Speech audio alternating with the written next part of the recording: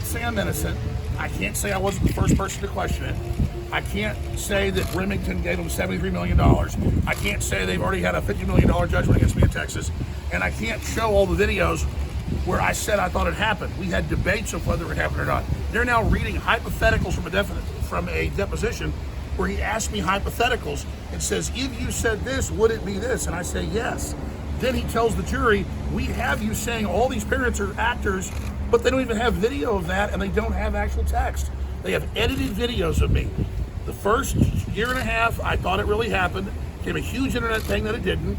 We had a few shows, a few debates about it, and then finally I got sick of hearing about it and saw some evidence I thought was real. For 1 year, I said I thought it might be staged, 5-6 times on air. And then, whenever Hillary ran against Trump, they claimed that I was like Trump's boss or something. It wasn't true, and ran TV ads with me edited about Sandy Hook, and that's what blew this up. So all I'm trying to explain is, I said things I probably shouldn't have said. I didn't realize the power I had, and I've seen the families. I've met some of the families. I think they're real people, but it's the media and the lawyers that keep bringing it up and misrepresenting what I said and what I did. I still have people come up to me and say, stop saying it didn't happen. Stop harassing the families. And I have been harassed since this happened by other people who were mad at me because I think it did happen. And then I have other people that said they want to kill me because they think I'm stalking these families. So I have gotten a lot of experience of what the families have gone through. I've grown a lot. I didn't realize how big my show was 6, 7, 8 years ago. We were just having debates on a radio show that was streamed on the internet. And literally they have 24 minutes of exhibits of me questioning Sandy Hook out of all those years and years and years. So look, I've done things that are wrong. Whatever this jury does is fine, because I don't have all this money. It'll be a Pyrrhic victory. I just don't want to be the Sandy Hook man anymore, and I want to have the media and the lawyers stop pitting me against these families, okay? I've apologized on Joe Rogan 4 years ago. I have apologized on all these other shows many, many times, and the media almost always says, aren't you going to apologize? Aren't you apologize? There's nothing to apologize for. I've already apologized. I've already gone on the internet years ago and said I thought it happened. Again, they took this and blew it up, and maybe the Sandy Hook man. I'm not the Sandy Hook man. I'm worried about Russia right now. 300,000 troops invading Ukraine and threatening nuclear war. I am seriously concerned. Now, she had a question over here. I'd like to get to that big point, because that was really... Okay, I'll answer it. You notice they claimed with this expert with no evidence that I reached 450 million, or excuse me, 500 million people. 500 million people with my Sandy Hook message. That's all the English speakers in the world.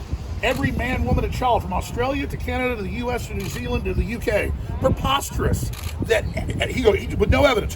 500 million people saw it. He created it. It's the biggest story on earth. Then they show one subtweet with a link to the Young Turks video that had millions of views, by the way, and act like, oh, look, this little bitty thing over here. It wasn't a little bitty thing. It was a top news story in the country, them lying about me.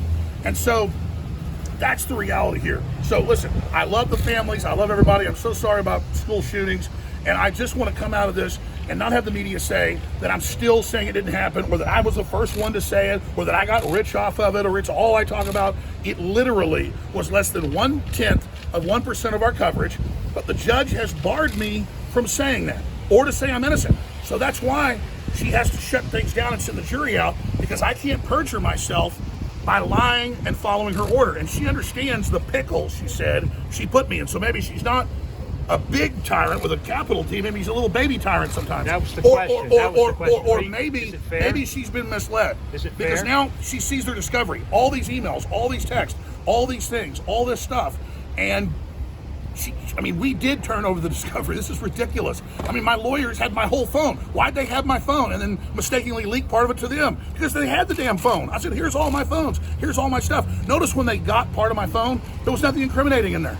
There was no Sandy Hook conspiracy. There was no cover up, because there's nothing there. The truth is, I'm a self-trained guy. I didn't go to school for journalism. I got a local popular radio show 28 years ago. It got syndicated on a small network. It blew up on the internet.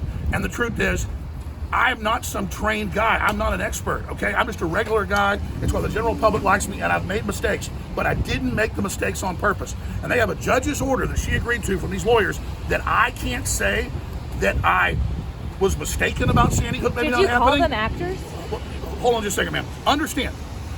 First they say I'm the guy that created the whole thing, and it's on record. I'm not. Then they say, you have to say you knowingly lied to hurt people, when I never said any of their names except Robbie Parker.